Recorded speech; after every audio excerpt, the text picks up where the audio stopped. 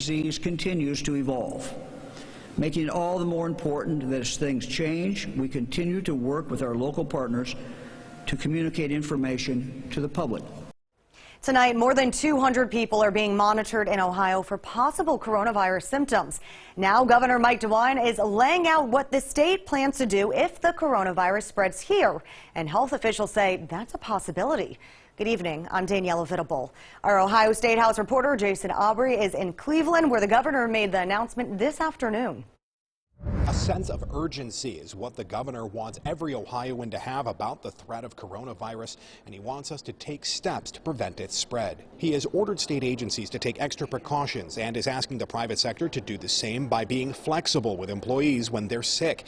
As for if you get sick, the health department continues to promote best practices like washing your hands, covering your cough, and not coming into contact with people. While the coronavirus may seem scary, officials point out 10 people have died in the last 3 weeks just from the regular flu. And DeWine says we're at greater risk of getting that than the coronavirus right now.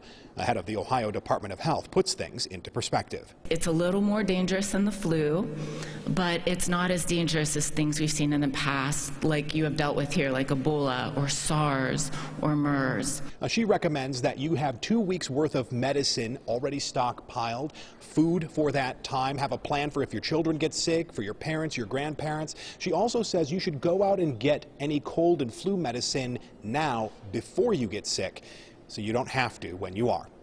Local for you in Cleveland, Jason Aubrey, NBC4.